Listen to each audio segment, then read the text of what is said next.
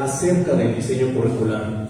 Este diseño curricular es hablar de un tema sumamente polisémico, profundo. Sin embargo, bueno, a pesar de que la disciplina es relativamente nueva, estamos hablando de que Franklin Covey, la primera mención es en 1918 a la fecha, entonces sí vemos que es una disciplina bastante nueva, joven. Sin embargo, es sumamente importante tanto en el aspecto público como en el aspecto en escuelas privadas. Y yo les voy a compartir un poco de mi experiencia de cómo he estado incursionando en este mundo del currículum, porque ni siquiera yo lo planeé cuando era estudiante. Sí teníamos 4 unidades de aprendizaje en la universidad, que era teoría curricular, estudio de pertinencia, diseño y evaluación. Pero nunca me imaginé que prácticamente iba a desayunar, comer y cenar currículum, y les voy a mencionar cuál ha sido mi experiencia acerca de la disciplina de currículum, y ojalá los motive y puedan interesarse por esta gran disciplina, que no solamente es circunscribirse solamente a la docencia, sino también ver un campo fértil que hay allá afuera. Aquí platicando con su maestra Claudia, yo le mencionaba que yo sé que todos quieren ir para docente, pero sabemos que el sistema educativo mexicano, tlaxcalteca, está sobresaturado. Nosotros allá en las oficinas centrales ahorita estamos viendo el proceso UCICAM, en el que van cientos de aspirantes, y eso es la palabra, cientos, no decenas, cientos de aspirantes a hacer examen UCICAM. Entonces yo les digo que no es que se cierren la puerta a la docencia, lo pueden hacer inclusive a la par. Y por ejemplo, yo lo hago a la par, doy clases y aparte me dedico al diseño curricular, y digamos que son una forma de tenerlo de manera complementaria, porque no simplemente esta parte teórica de enseñar currículum de manera abstracta, metafísica, teórica, y sin saber cuáles son las vicisitudes que tienen dentro de la práctica. Y por eso es importante que un docente siempre tenga la parte teórica y la parte práctica, porque sabe a qué se enfrenta. Y arriba también me comentaba la maestra Claudia de que tenían algunas preguntas de decir, tenemos el diseño y a dónde lo vamos a registrar, con quién, cómo, cuáles son los requisitos, cuántas carpetas. Eso también son respuestas que solamente se van dando sobre la práctica, porque no es lo mismo en el estado de Tlaxcala que en Quintana Roo, que en Nayarit, que en Puebla. Todas las instituciones, las secretarías estatales lo evalúan de manera diferente. Entonces casi siempre es importante ver los criterios que tiene cada secretaría, aunque todas nos regimos por el acuerdo 17 pero de manera formal en las secretarías de educación estatales siempre tienen otro tipo de criterios. Bueno, vamos a empezar. Pueden darle gracias. Ok, ¿qué es el diseño curricular? No les voy a dar una clase de qué es diseño, ustedes ya lo están viendo qué es diseño, pero hablo no de forma etimológica de qué es currículum, a lo mejor o desde la parte tecnocrática de Franklin Covey, de Tyler o de Hilda Taba, sino qué hace este diseñador curricular, cuál es la labor del diseñador curricular, porque a veces este diseñador curricular tiene un papel invisible tras bambalinas que nadie nota, pero todos hablamos de los resultados, si fueron malos, si no fueron malos, la interpretación que se hace de los docentes de ese currículum, pero al final, ¿quién es o qué hace el diseñador curricular? Aquí les puse una pequeña definición. Dice, el diseño curricular es el proceso sistemático de planificar, organizar y estructurar los elementos de un programa educativo, objetivos, contenidos, métodos de enseñanza y evaluación de acuerdo con las necesidades de los estudiantes y el contexto social. Esto, digamos, leer estas líneas es en términos llanos, pero ¿qué hay detrás de este proceso del diseñador curricular? Este proceso, si lo vemos a lo largo de la historia, ha sido la respuesta a problemáticas y necesidades que han tenido a lo largo los sistemas educativos, y no solamente hablo de México, sino hablo en todo el mundo. La literatura casi siempre nos habla de esta literatura anglosajona, principalmente en Estados Unidos, y nos habla de este enfoque tecnocrático, cómo nació el currículo, en el que mudó toda esta idiosincrasia de la administración de las empresas, y decir, ¿por qué no llevarlo a las escuelas? Con dos palabras clave: eficiencia y eficacia, que es prácticamente esta parte, esta formar o fabricar estudiantes fabriles que respondían a las necesidades de estos tiempos que hablábamos de los años 20, 30, 40, hasta los 60, que venimos con el enfoque deliberativo, sin antes pasar con estos reconceptualistas como Henry Giroux, Michael Apple, Alex Young, que hacen esta crítica neomarxista a decir, estos contenidos, esta estructuración, esta organización, ¿quién elige estos contenidos? Porque nosotros podemos ver en los planes y programas de estudio los contenidos, pero ¿quién los eligió? ¿Con qué criterios fueron elegidos estos contenidos? Entonces ahí entra el diseñador curricular, y obviamente hacia qué principios y fundamentos le piden al diseñador curricular, porque sin embargo el diseñador curricular no se manda solo, no tiene a veces carta abierta, sino a veces sí tiene que respetar ciertos criterios, ideología, filosofía, idiosincrasia que se quiere impregnar en los planes de estudio. Ahora, hablando formalmente de esta parte reconceptualista, ¿hacia dónde va el conocimiento? Aquí nos menciona hacia esta parte de las necesidades de la sociedad, del contexto social. Esto entra formalmente, por ejemplo, en México, recordando 1992-1993, cuando entran las competencias, pero no formalmente a educación, sino más bien a esta parte formativa del empleo, que si analizamos, por ejemplo, el libro de Frida Díaz Barricas, ¿qué tipos de conocimientos debe de tener una competencia? 3 tipos de conocimiento: el declarativo, el procedimental y el actitudinal, que vemos que es la parte teórica, la parte práctica, habilidad, y sobre todo la actitudinal, que es todavía muy complejo. ¿Por qué actitudinal? Es esta parte axiológica, que es esta parte ética, moral, que ¿de qué nos sirve de un plan de estudios que sean sumamente capaces, competentes de hacer cierta actividad, si no se va a formar para algo bueno, para hacer un aporte a la sociedad? Yo les preguntaba a mis estudiantes, por ejemplo, ¿qué es más importante, la ética o las matemáticas? Unos se inclinaban por matemáticas, otros por formación cívica y ética, y otros decían, es que es igual de importante. Sí, es igual de importante, porque matemáticas, bueno, antes, cuando lo veíamos de manera fragmentada por asignaturas, hoy lo vemos por campos formativos, pero antes, cuando se veían por asignaturas, ¿por qué no vemos 5 veces a la semana matemáticas y 1 vez o 2 veces formación cívica y ética, si es de manera importante? Y muchos se quedaban pensando. Entonces, ahí está esta formación.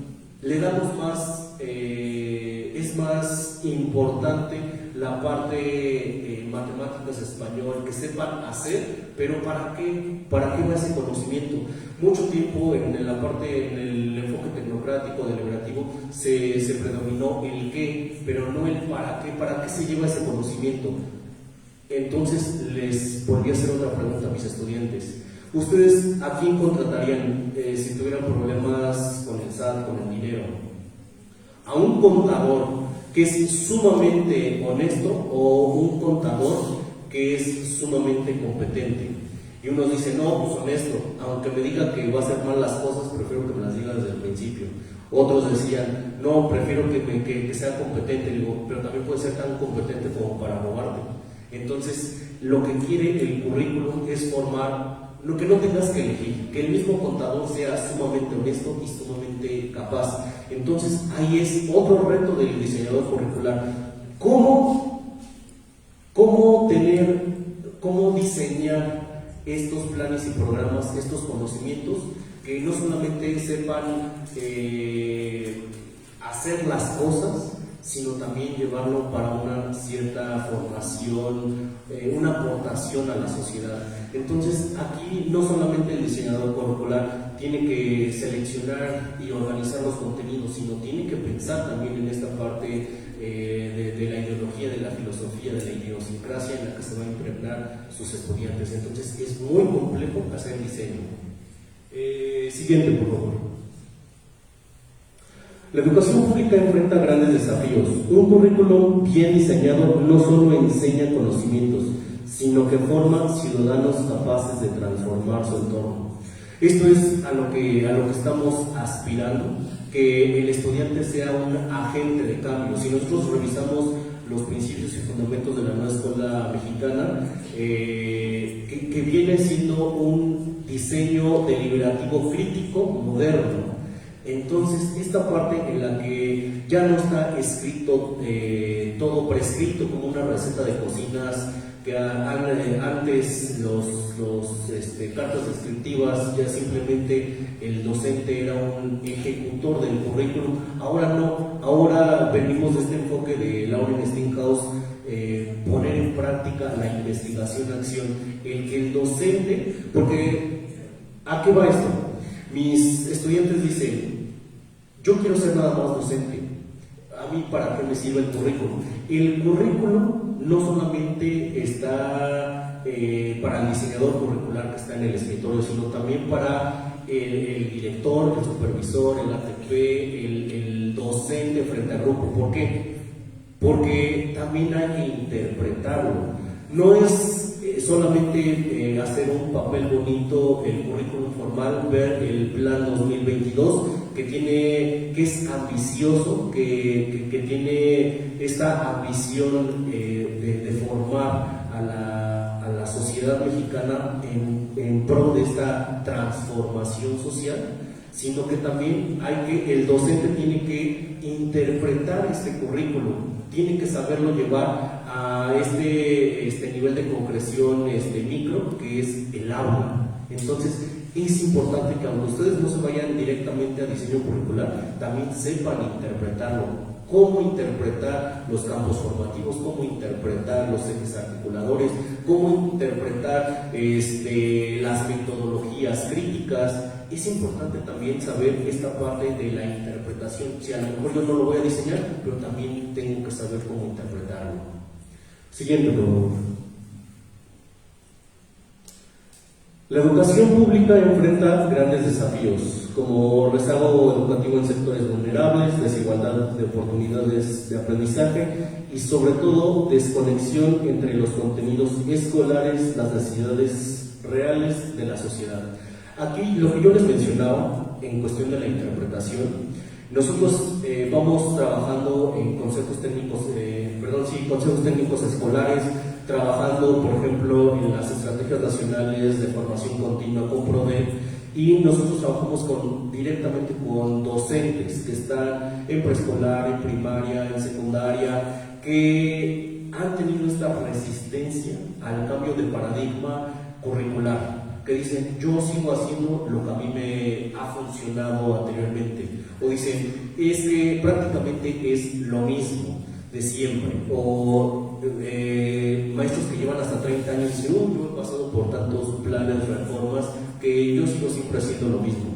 Pero hoy vemos en el plan 2022 que es totalmente una forma de enseñar, un proceso de enseñanza-aprendizaje totalmente diferente. Entonces, esta parte del diseñador curricular también es una parte de orientador, una parte de mediador pedagógico dentro de los consejos técnicos escolares y también en el sector, por ejemplo, supervisor, director, ATPs, todos estos tienen que tener conocimientos de diseño curricular porque es la interpretación, pero ahora yo como oriento a, no lo quiero decir con una connotación peyorativa, pero a mis subordinados, cómo les digo a mis docentes cómo trabajar si yo no sé interpretar el currículum. Entonces es importante saber cómo es la lógica, cuál es el funcionamiento del currículum.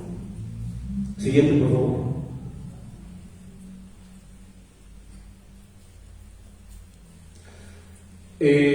Propiamente les quiero platicar de manera anecdótica cómo yo llegué a las oficinas de CPUC gracias al currículum.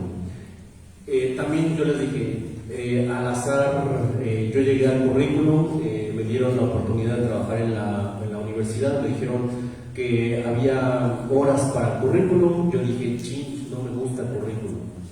Pero cuando tú entras a dar currículum, se me abrieron muchas puertas laborales. Yo inicié como docente, ya lo había leído la maestra, ahora sí que estuve picando piedra en muchos lados, tanto en el sector privado, en educación pública, fui a hacer mi examen OSIJAN, afortunadamente obtuve mi plaza. Pero el dar currículum me abrió de verdad las puertas más grandes que he tenido ahorita en mi carrera. Bueno, soy relativamente joven, entonces todavía siento que es un trayecto muy grande que me falta recorrer, pero ya lo que yo el punto, el objetivo que les quiero contar es que se abrieron las oportunidades más grandes. ¿Por qué? Cuando yo entraba a la me empiezan a buscar universidades para que yo haga diseño curricular, que haga el diseño de licenciaturas. ¿Y por qué? Porque no encontraban diseñadores curriculares. El diseño curricular es muy bien pagado, yo les recomiendo que se vayan también. No solamente, yo sé que a veces el docente no trabaja simplemente amor al arte, también hay que cumplir ciertas necesidades básicas. Entonces esta parte yo me fui también a veces a lo mejor por algo económico, pero me enamoré sumamente del currículum, el poder en un lienzo en blanco, decirlo de manera muy poética, tú organizar, estructurar, hacer investigación para al final ver algo materializado, concreto, y que también se vaya a dar en una, que vaya a trascender en la formación de estudiantes de nivel superior. Creo que fue realmente un regocijo de decir que inclusive las escuelas de aquí de Tlaxcala me decían, maestro, quiere venir a ver cómo se vienen dando estos procesos de formación. Y lo que yo había creado, tanto en el plan de estudios como en los programas de unidades de aprendizaje, que fui orientando de decir, no, esto va orientado hacia acá, esto va orientado hacia allá, y de verdad es un gran regocijo como diseñador curricular. También en la universidad, el que estudiantes digan, yo quiero ser diseñador curricular, también es un gran regocijo. Entonces, en las oficinas centrales hubo un cambio en el que maestros de artística y tecnológica no iban a perder su empleo porque a nivel estatal y federal ya no querían las figuras de artística y tecnológica. Afortunadamente el secretario de Educación Pública, el doctor Homero, dijo, vamos a recambiar estas habilidades, estas funciones a los maestros para poder salvar sus empleos. Entonces, lamentablemente, los maestros de artística subieron a la coordinación, los de tecnológica a coordinación, no eran ninguno experto en currículum. Los coordinaban, decían, tienen que hacer esto, tienen que hacer lo otro, tienen que hacer un estudio de pertinencia, tienen que ver las necesidades, diagnósticos. Entonces, ellos no sabían hacer absolutamente nada de eso. Entonces dijeron, hay que encontrar a alguien. Me llamaron, me dijeron, sabemos que tú trabajas currículum, que das clases de currículum, puedes venir. Fui, diseñé este programa que ahorita este es el primer año que se está dando. Es el programa para garantizar la permanencia escolar de niños, adolescentes y jóvenes del estado de Tlaxcala. Y con esto se salvaron 250 empleos de maestros que llevaban casi más de 20 años dando clases. Y es otra oportunidad que dejé el salón y me fui a oficinas centrales porque les gustó tanto mi trabajo que me dijeron, necesitamos que te quedes, ya no regreses a dar clases, quédate aquí con nosotros en la coordinación. En la coordinación he estado también haciendo diseño curricular, aparte de dar clases en la universidad. Me dijeron, necesitamos también que des clases en posgrado. Fui a dar clases a posgrado en currículum. Me dijeron, necesitamos otra universidad, le pasó mi contacto, le dijeron, es que el maestro nos hace diseño curricular, nos hace nuestros planes y programas. Otra oportunidad. Aquí en el sector público, en otras áreas también he tenido que trabajar porque no hay diseñadores curriculares. Es más, cada universidad privada tendría que tener un diseñador curricular. ¿Por qué? Porque se actualiza cada 5 años. Entonces hay que hacer una actualización, un rediseño o un diseño completo. Las de medicina también, cada 5 años, y aparte tienen que hacer una OTA, que es esta opinión técnica, que es cada 5 años. Entonces es trabajo, pero no hay diseñadores curriculares. Hay un campo fértil del diseño curricular que ustedes pueden aprovechar. Yo les digo, Tlaxcala está muy saturado en cuanto a la parte de plazas de docencia, entonces es importante que ustedes puedan tomar ese campo laboral, esas oportunidades. Siguiente.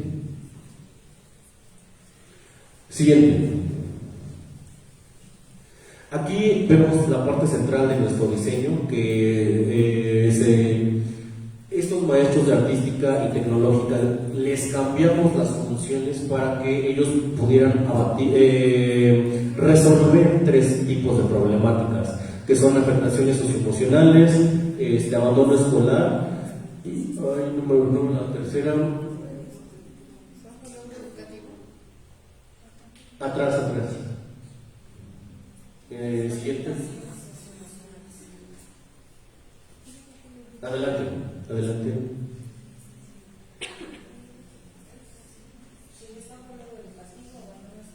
Atrás. Ahí.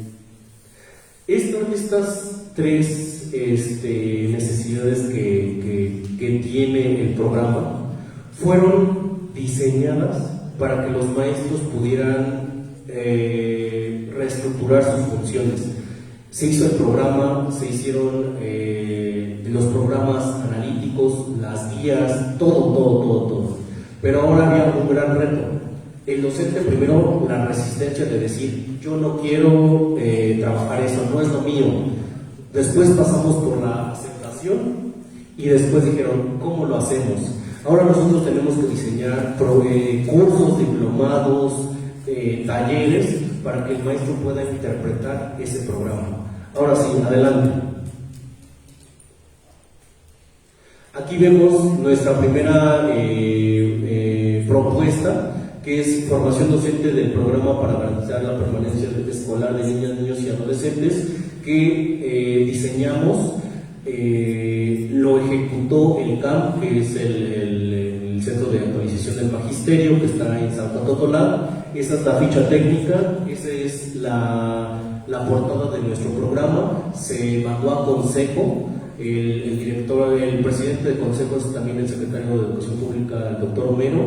Se validó y aparte tiene la bondad de todos los que los cursan, pueden tener puntos para su promoción musical. Entonces, no solamente nos limitamos a hacer el programa, sino ahora también estas propuestas formativas de cursos y talleres. La siguiente.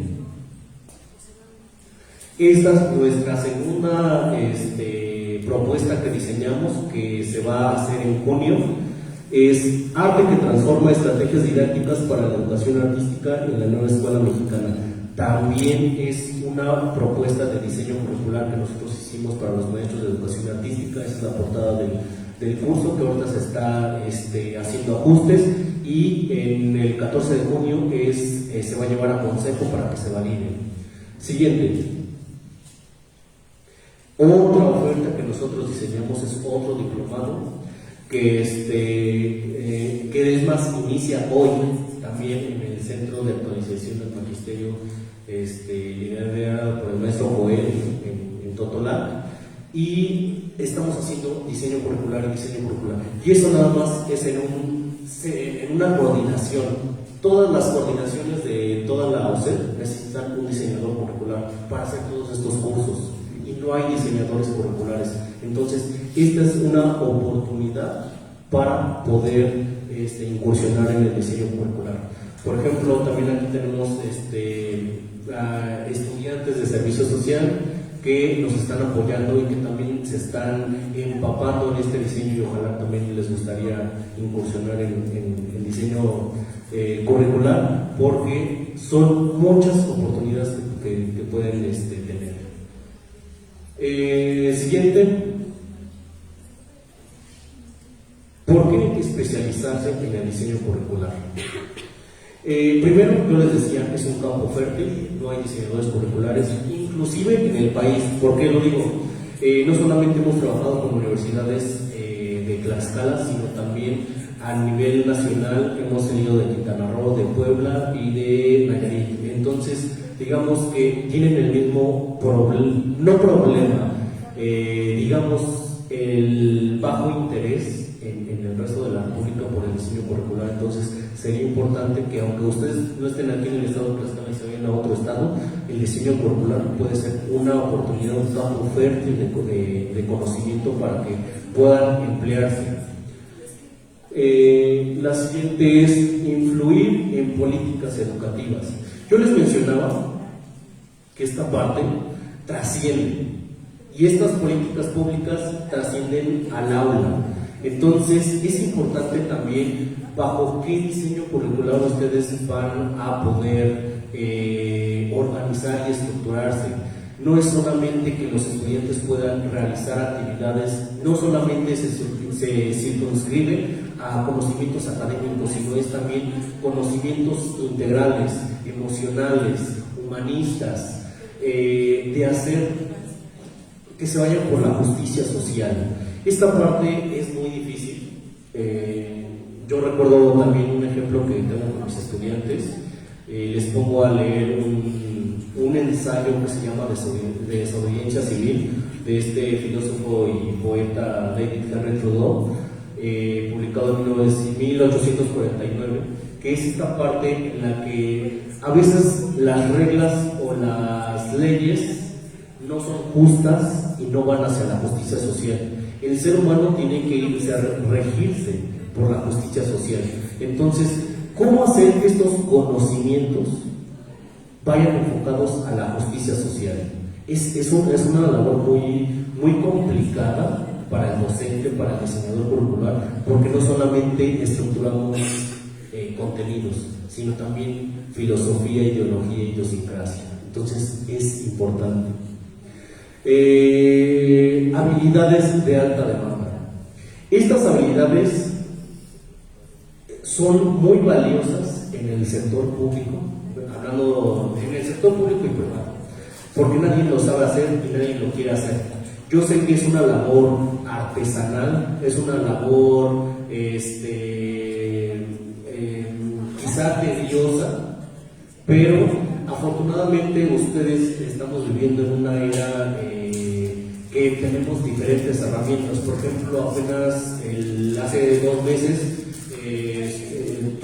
diseñamos un curso que se llama Diseño Curricular con Inteligencia Artificial, que era prácticamente cómo el diseñador curricular puede trabajar ahora con las inteligencias artificiales, que no solamente no te hace el trabajo y tampoco no te hace absolutamente todo el diseño, es también saber hacerlo, tener el expertise para poder trabajar, que sea un asistente en las inteligencias artificiales.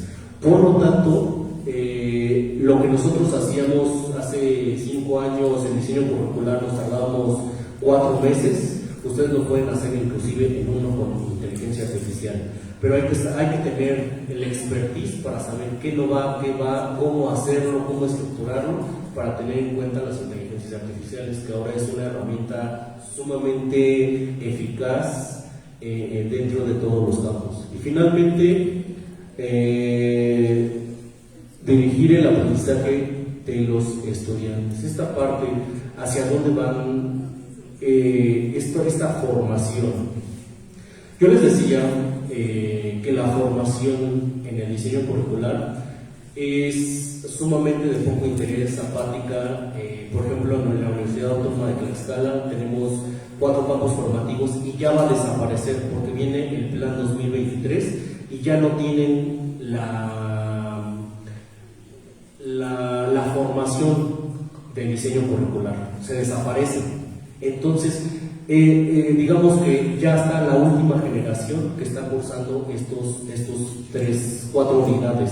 Por lo tanto, si antes nadie quería y si antes nadie le interesaba, pues ahora menos, porque ahora menos van a tener esta formación. Entonces, es importante que ustedes la aprovechen si ustedes lo tienen en su plan de estudios, si tienen como carrera de terminar, aprovecharla. Eso sería todo por mi parte. Les dije que quería ser breve. Me siento enfermo, no tengo gripe, entonces disculpen si también mi voz suena un poco medio mangosa, porque ayer tuve un resfriado y ahorita me siento un poquito fatal, pero con el firme compromiso y la invitación de la maestra Claudia, con todo gusto venimos.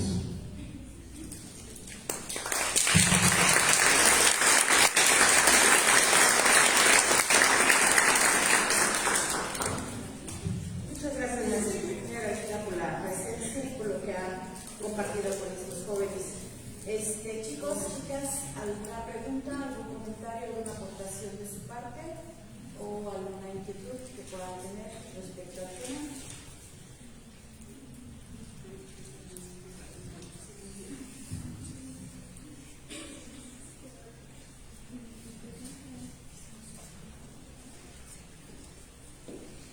¿Nadie? Adelante, señora. Buenos días, soy Denise y como pregunta tengo, usted a través de su experiencia que nos cuenta en el diseño curricular, ¿fue más por la parte teórica que usted aprendió o por la parte práctica? ¿Sí me escuchó? Sí. Interesante pregunta. Yo durante la licenciatura sí tuve los conocimientos teóricos. Sin embargo, no le di mucha importancia hasta ya estar en el campo laboral, que fui aprendiendo mucho sobre la marcha, pero sí me ayudaron a tener las bases. Yo por eso les recomiendo, y a veces como estudiantes, nadie nos carpinta en cabeza ajena, les damos los consejos que una vez nosotros también ignoramos, pero es importante que si les interesa como una disciplina para poder laborar, que pueden ir a la par, de una vez tomarla en serio para que esas bases teóricas no les cuesten tanto ya durante la práctica, porque si no tuviste buenas bases, cuando ya estés en la práctica te va a costar mucho, que vas a poder aprender, pero pues te va a costar más tiempo.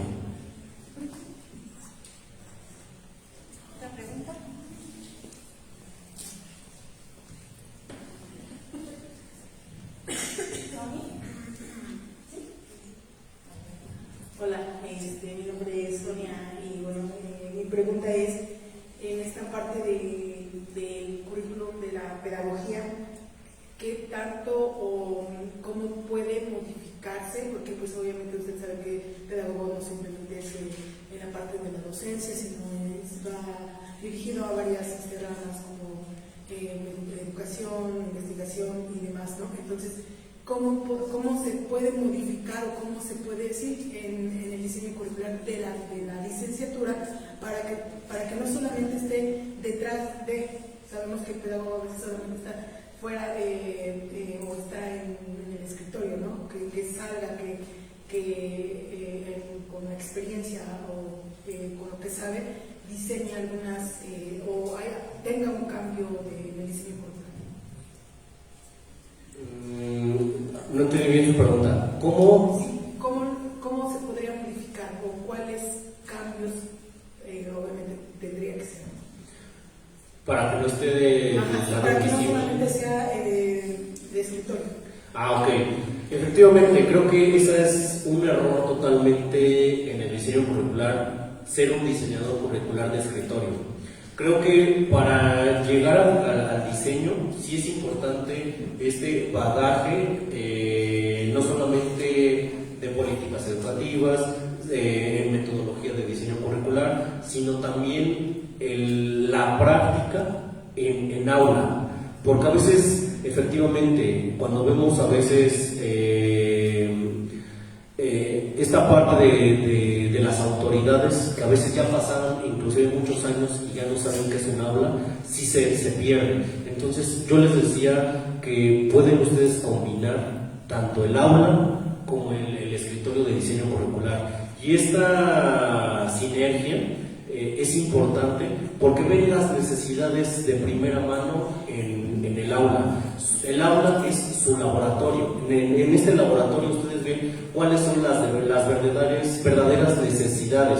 Yo les decía, por ejemplo, que el enfoque tecnocrático, hablando de Bobby, de Tyler, era esta parte del qué, cómo organizarlo.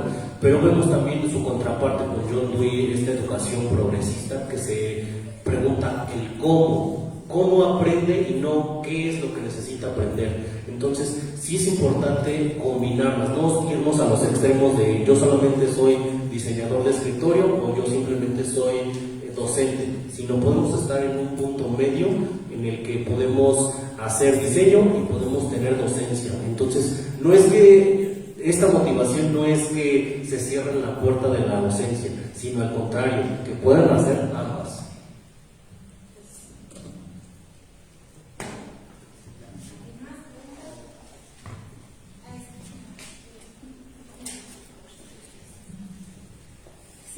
Una pregunta más, desde su perspectiva, ¿cree que un orientador podría entrar en el campo de diseño curricular? Sí, la verdad, yo les comentaba, todos en cada instancia haces uso del diseño curricular, porque hay que diseñar, estructurar conocimientos, hay que interpretarlo y aparte hay que orientarlo. Entonces, como orientador, no sé si como figura de orientador vocacional, también se podría, inclusive no solamente hablando de planes y programas, porque a veces el círculo, a veces decimos, es que el diseñador curricular tiene un círculo muy cerrado en el que solamente los que están en la UCED o solamente los que están en las universidades pueden hacer diseño curricular. ¿Cómo podemos empezar el diseño curricular? Ahorita afortunadamente tenemos muchas plataformas de e-learning en el que nosotros podemos diseñar cursos, podemos diseñar talleres y esos talleres y esos cursos se pueden, por ejemplo, subir a plataformas de aprendizaje y los estudiantes pueden tomar esos cursos y así pueden ustedes generar dinero. Es lo que hicimos, por ejemplo, en el curso que yo les estaba comentando de diseño curricular con inteligencias artificiales. Diseñamos un curso, nos asociamos con una universidad, dijimos 50-50 y ellos se quedaron el 50% y nosotros el 50% y nosotros diseñamos el curso y fue autogestionable. Entonces prácticamente cada semestre se va a poder dar el curso y te da pues, cierto ingresos que tú no te roba energía, sino ya están, tú lo creaste y ahí está el curso y te va dando estos ingresos. Entonces, como orientador, podrías diseñar cursos sobre orientación,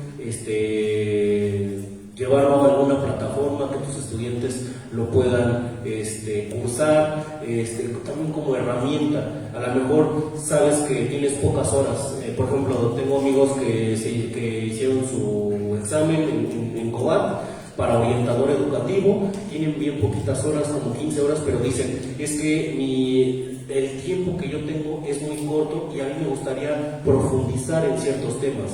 Podrías diseñar un curso, un taller autogestivo que también no te genere a veces tiempo extra de tu jornada laboral, y podrían estar en plataformas y ellos podrían estar aprendiendo. Entonces, en todas las disciplinas o en todas las áreas que ustedes puedan, salidas terminales que tengan aquí en la universidad, se podría tener los conocimientos de diseño curricular. Gracias. ¿Otra pregunta?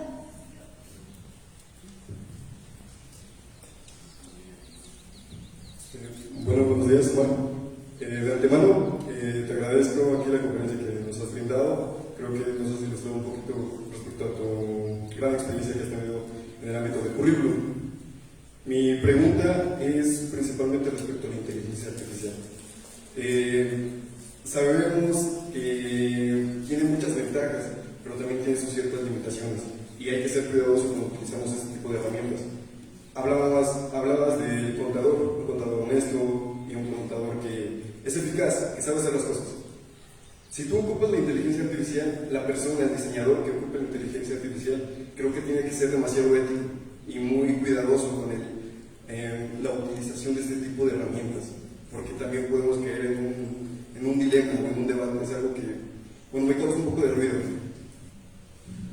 Efectivamente, creo que en todos los campos disciplinares la gran crítica del uso de las inteligencias artificiales es sin duda la parte ética moral. Por lo tanto, ¿cómo podría el diseñador curricular utilizar es que no hay forma de que la inteligencia artificial haga tu trabajo como diseñador curricular. No le puedes decir al chat GPT, decirle, hazme la licenciatura en ciencias de la educación. Digamos que sus algoritmos, o a lo mejor en un futuro tal vez sí podría hacerlo, pero en este momento no puede hacerlo, lo hace mal. Entonces ahí es donde necesitan su expertise. ¿Cómo hacerlo? Pues para hacer un diseño curricular, primero tengo que hacer una investigación, tengo que hacer un estudio de pertinencia, ¿qué fuentes tengo que ir? Pues con las inteligencias artificiales a lo mejor tengo un documento PDF de 500 páginas y quiero saber si me es útil o no me es útil. Que me lo resuma, y si sé que es útil, ahora sí yo puedo leerlo. Pero eso nos quita tiempo. Por ejemplo, no es solamente un artículo. Tienes que leerte a lo mejor 30 artículos, pero con estos resúmenes ya nada más tienes que leer 10. Entonces, no es imposible que la inteligencia artificial pueda hacer el trabajo de diseñador curricular. El diseñador curricular tiene que orientar a la inteligencia artificial para hacer lo que tú quieres que vaya orientado: el estudio de pertinencia, el perfil de egreso, el mapa curricular, el modelo, los programas de las unidades de aprendizaje, todo. Tú le tienes que dar la orden. ¿A dónde queda la parte ética? Sí, es una línea muy gris, porque no podemos hacer esta dicotomía entre blanco y negro. Es una línea gris de la ética, pero es imposible que una inteligencia artificial haga el trabajo de un diseñador curricular. ¿Es una herramienta eficaz para un diseñador curricular? Sí es una herramienta, pero no puede sustituir el trabajo. Gracias.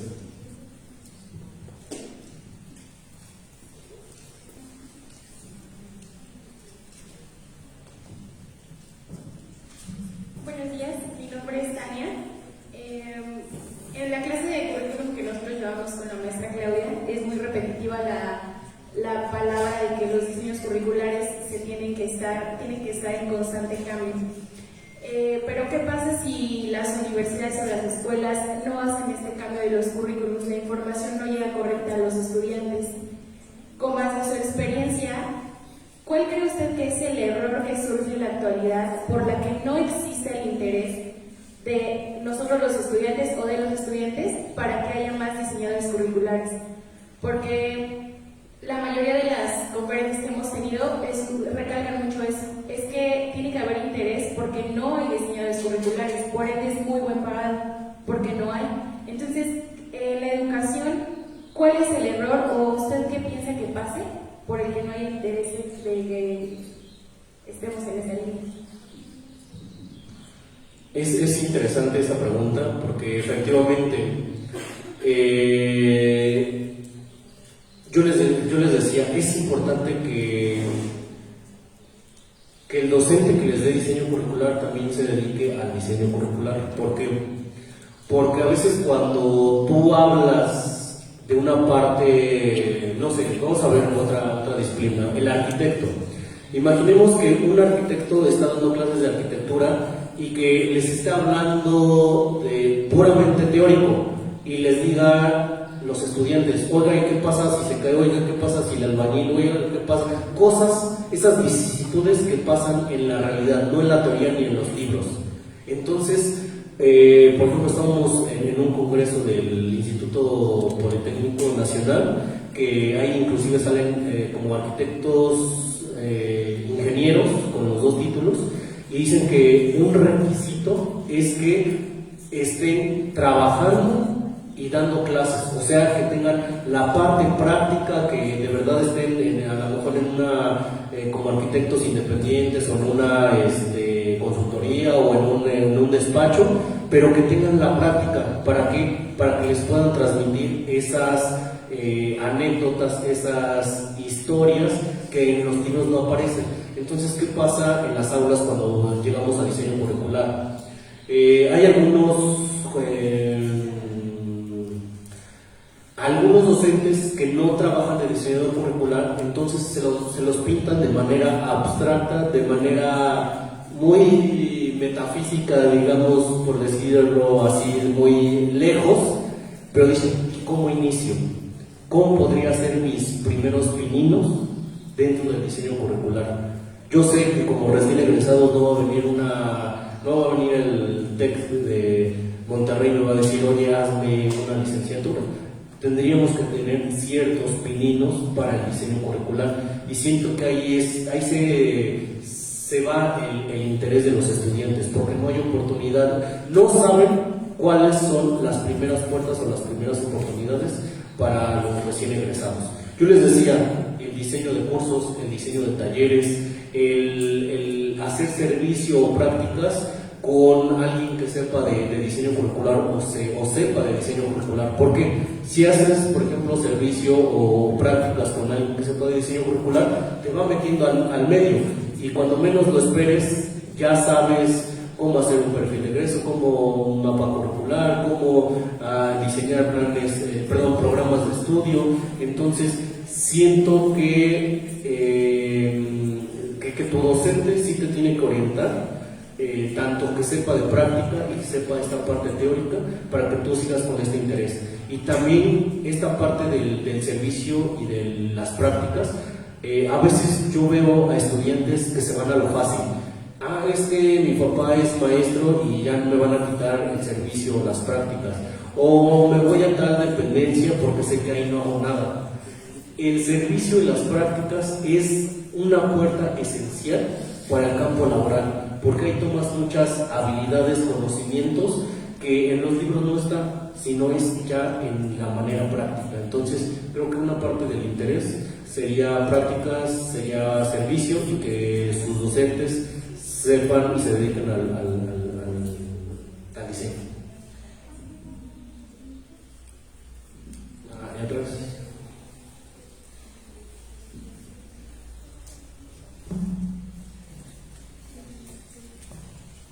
Buenos días, muchas gracias por la conferencia. Ahorita mencionó algo relacionado con esta parte de la vinculación del currículum práctico con lo que es este planteamiento curricular, ¿no? Y entonces algo que se menciona mucho en muchos textos, por ejemplo Ángel Díaz Barriga con respecto a la RIA, mencionaba que este currículum que se planteaba desde desde estas instancias no se sentía vivo en el aspecto de que no correspondía con lo que los docentes experimentaban en el aula, ¿no? Entonces ahorita estamos en un marco de una transición hacia una reforma estructural, ¿no?, de toda esta parte curricular y de esta estructura de la educación.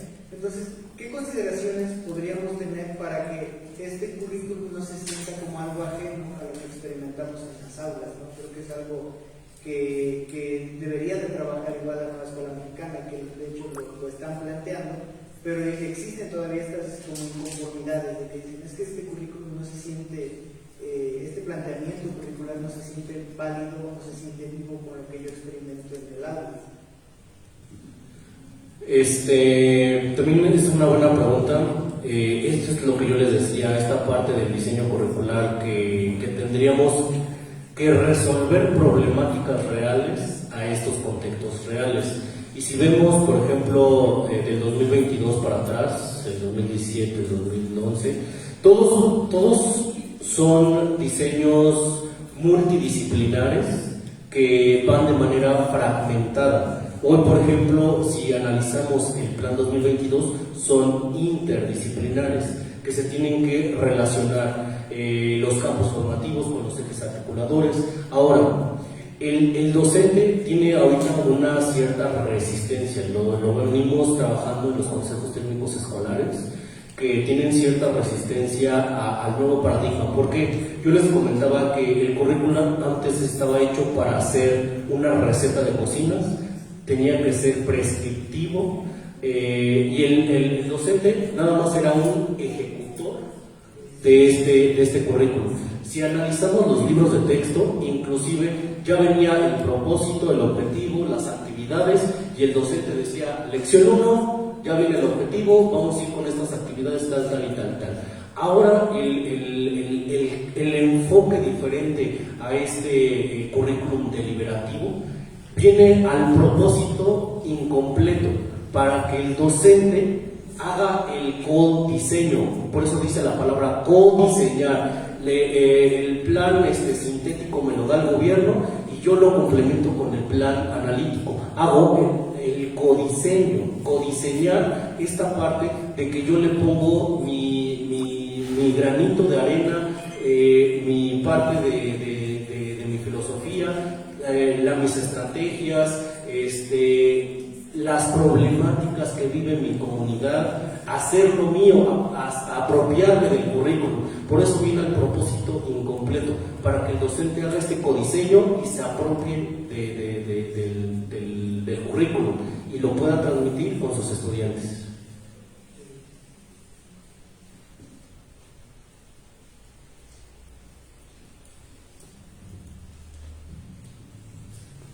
Buenos días, mi nombre es Janet y respecto a este codiseño que nos mencionan, pregunta es ¿cómo nosotros podemos evaluar un currículo para saber si realmente está funcionando respecto al codiseño que ya se elaboró? La evaluación curricular. En el nivel superior hay un departamento que se llama Departamento de Empleadores y Egresados, en el que efectivamente, ¿cómo sabemos que un plan de estudios funcionó o no funcionó? En este departamento de empleadores y egresados se hace una investigación tanto a los egresados para preguntarles ¿cómo te está yendo en la vida laboral? ¿Los conocimientos que te dimos en la universidad te sirvieron? A eso también les preguntan a los empleadores, a los directores, a instituciones privadas, decirle ¿cuál es la satisfacción que has tenido de mis egresados? ¿Qué les falta a mis egresados? En relación con toda esa información que recopila el Departamento de Empleadores y Egresados, se analiza, dice, mis estudiantes les falta más didáctica, a mis estudiantes no necesitan investigación, a mis estudiantes necesitan currículum, y haciendo el análisis de todas las problemáticas y necesidades que tienen mis egresados, ahora sí hago el rediseño de la carrera para ver qué es lo que de verdad necesitan mis estudiantes. En básica, ¿cuál sería nuestro parámetro para saber si funciona o no funciona mi plan de estudios? En nuestro perfil de egresos. Nosotros tenemos ciertas capacidades, porque ahora ya no trabajamos por competencias, trabajamos por capacidades, y vemos cuáles son las capacidades que tiene que tener mi estudiante al final de la primaria, al final de la secundaria. Bueno, ahorita ya son por fases. Al final de la fase 6, ¿qué capacidades debe de tener mi estudiante? Si de 20 capacidades no tiene la mitad o menos, entonces quiere decir que mi estudiante no aprendió y que mi plan de estudios no está funcionando. Entonces, un parámetro para hacer esta evaluación sería el perfil de egresos y también las pruebas estandarizadas que tenemos a nivel internacional, que mencionaba el doctor Ángel que es una medición medio no objetiva, porque, bueno, que digamos que sí lo tratan de ser objetivo, pero ¿por qué no objetiva? Es medir con la misma regla a todos los países. No es, por ejemplo, si medimos a Estados Unidos con Guatemala o con México, que son diferentes contextos, diferentes problemas educativos, diferentes problemas socioeconómicos, socioemocionales, y que vengas con una regla a medir a todos los países por igual. Unos van a salir muy altos, otros van a salir muy bajos. Esa también es una forma de evaluar, digamos, el plan de estudios que no me parece pues adecuada, idónea, pertinente, pero con eso también se puede evaluar un plan de estudios o un diseño curricular. Gracias.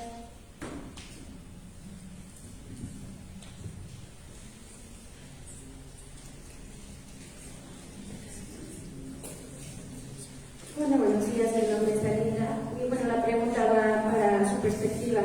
¿Usted cree que tiempo sea necesario ir cambiando este diseño curricular? Porque ya muchos mencionaron que pues a veces no es acorde a lo que se quiere dentro de un perfil. Sin embargo, a mí sí me gustaría saber qué tiempo le darían como que para ver los resultados y si es necesario, qué tiempo es ese recurso para volver a hacer otro diseño curricular y para que entonces pueda haber un cambio, porque se supone, no sé qué tiempo ya tiene que llevarnos a lo mejor un mismo currículum y que no sé si ya se haya visto a lo mejor que se tenga que cambiar, pero este tiempo, ¿qué tiempo le dan? De acuerdo, ahora sí, el acuerdo 1711-17 dice que cada 5 años se tiene que hacer un rediseño o una actualización. La actualización es simplemente cambiar el 30% de las unidades de aprendizaje, y el rediseño sí se puede cambiar hasta el 60-70% o hacer una licenciatura nueva, pero el plazo es 5 años. ¿Por qué? El conocimiento es dinámico, no es estático. Cada vez vemos nuevas tendencias internacionales, nacionales, regionales, vamos avanzando. Entonces, cada 5 años tendría que ser, era como la pregunta de su compañero sobre las inteligencias artificiales, que a lo mejor en la escuela X puso educación, la licenciatura de educación, pero su plan de estudios es de hace 15 años, que ni de broma va a tocar las inteligencias artificiales.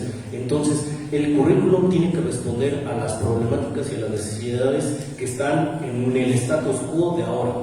Entonces, el acuerdo 11-17 dice que debe de ser cada 5 años. Gracias. Buenos días, mi nombre es Giselle. Nuestro plan curricular no está actualizado. ¿Por dónde puedo empezar si quiero proponer una nueva actualización? Como estudiante sería difícil. Aquí es la parte de gestión directiva, la parte de México, la parte central, la parte de los docentes, en el que cuando se ven limitados ya en en el conocimiento que tienen los programas, las unidades de aprendizaje, y hay que volverlos a actualizar y a renovar, pues ya es gestión de la escuela. A veces, pues, sí hay una limitación como estudiantes, pero a lo mejor solicitándola con sus autoridades, pero como estudiante sí, digamos que lo veo complicado. Bueno, en un futuro ya, por ejemplo, ya graduándome y centrándome en el diseño curricular, ¿por dónde podría empezar? Por ejemplo, la bondad que tienen las escuelas particulares es que pueden diseñar, actualizar, hacer rediseños cuando quieran, cuando lo vean necesario, cuando lo vean pertinente. En educación pública es muy complicado, porque digamos que está el consejo, el rector, directores, es muy complicado esas políticas educativas. Entonces, pues es muy difícil solicitar un cambio. En escuela particular es muy fácil, hacemos el rediseño, se mete, se hace un nuevo REBOE, pero en educación pública es muy complicado. Ya son cuestiones políticas educativas nacionales.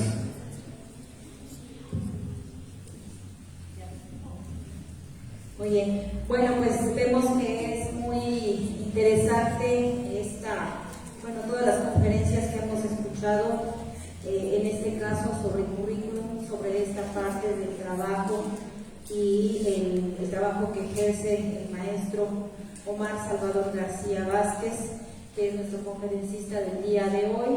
La prueba está en que hubo muchas preguntas, eso nos da una buena expectativa hacia esta idea de lo que es el campo de formación del currículum. Entonces, bueno, pues vamos considerando. De hecho, ustedes saben también que la dirección de esta escuela está considerando esta parte, ¿no?, en cuanto al campo de formación y trabajo profesional. Pues le agradecemos mucho su tiempo, esta parte de impartirnos la conferencia. Le pido una disculpa porque por cierto problema técnico no podemos entregarle su constancia, pero se la vamos a hacer llegar, por favor. Entonces le damos un fuerte aplauso al